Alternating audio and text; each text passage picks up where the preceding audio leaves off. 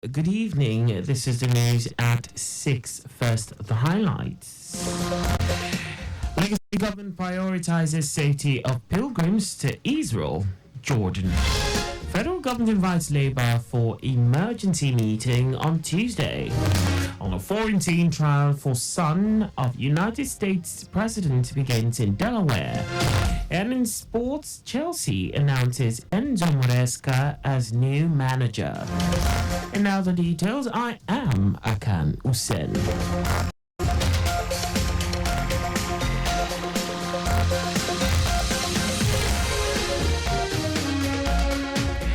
Lagos State Governor Babajide Sanwo-Olu has sent a team to ascertain the safety of intending pilgrims for this year's pilgrimage to the Holy Lands of Israel and Jordan. Secretary of the Board, Yetunde Bafe, said the pre-visit is crucial, noting that it is important to have first-hand information about the safety and security of the Holy Lands to reassure the well-being of intending pilgrims while on pilgrimage. Bafe revealed plans to explore Israel's agricultural technology that will enrich the Christian pilgrimage programs and provide value for the pilgrims. The 2024 Easter pilgrimage to Israel and Jordan has been scheduled to take place in June 2024. Lagos State government has emphasized the importance of alternate dispute resolution ADR in enhancing access to justice and reducing delays in the judicial system. Chief Judge of Lagos State Kazeem Aluba stated this at a workshop organized by the Lagos Multi-Door Courthouse LMDC in collaboration with the Sustainable and Inclusive Economic Development for Decent Employment in Nigeria program, GSEDIN. Aluba encouraged judges to actively promote ADR mechanisms while commending their valuable contributions to the delivery of justice in Lagos State. Chairman of LMDC Governing Council, Jumoke Pedro, opined that the court has an overriding objective to actively manage cases, including mandating parties to use ADR where appropriate and requiring claimants and their legal practitioners to cooperate with the court by attempting amicable solutions. Members of the Parliamentary Staff Association of Nigeria, PASAN, have stopped the supply of water to the National Assembly in compliance with the ongoing indefinite strike initiated by organized labor.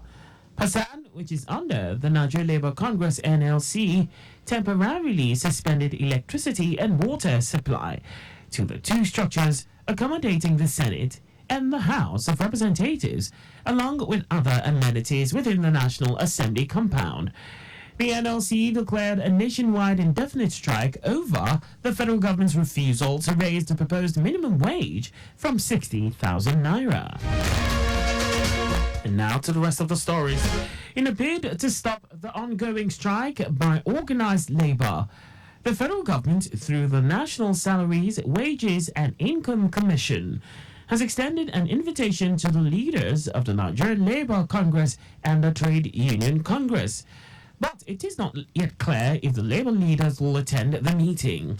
Many workplaces were today shut in compliance with a directive of the two labour unions to embark on an indefinite nationwide strike due to the refusal of the federal government to increase the proposed minimum wage from 60,000 naira.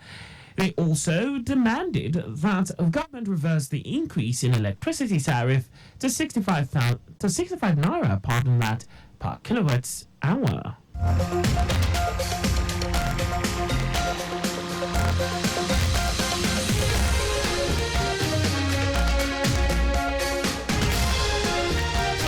The Trade Union Congress of Nigeria (TUC) has described as inadequate the proposed 60,000 naira minimum wage by the federal government. Chairman TUC Lagos State Council Benga Ekundayo noted that with the current economic realities, high cost of food, among others, Nigerians cannot afford to withstand the crisis. Ekundayo also called for the reversal of the hike in electricity tariff as the government fails to include the stakeholders before such increment, which negates the NERC Act. There is only a little bit of slow start, and the slow start is always premised on the fact that people still have a lot of hope in government that, the strike will not happen. Government will do the needful, even at the 11th hour, to make sure that it doesn't happen. But unfortunately, this is where we are. They have also not done the needful to avert it. They've also shown that they do not really care for the common man. And people have been, seriously disappointed. Their hope have been dashed. They've now lost a lot of trust. Meanwhile, there was compliance at the Radio House Agidingbi as Labour leaders prevented workers from gaining access to the facility. According to the National Vice President, Radio, Television, Theatre and Arts Workers Union of Nigeria, RATAU, Dare Drosimi, only officers on grade level 14 and above were allowed to carry out skeletal services. The 14 and above are in there working, and you can still listen to us and giving you the news of what is happening on the road and what is happening across the state, so that you can have an idea of what the strike is all about, and before people want to get information. But we know that if you allow everybody in, there won't be any effect. So anybody below level 14 should go home. That's what we have done. Lock the gates and let them go home. Durosimi said the union awaits directives by the national body for the next line of action. And now to foreign news. The trial for Hunter Biden, son of United States President Joe Biden, has started in Delaware, making him the first child of a sitting president to be a criminal defendant. Prosecutors allege that Junior Biden lied about his drug use on application forms when he purchased a handgun in 2018.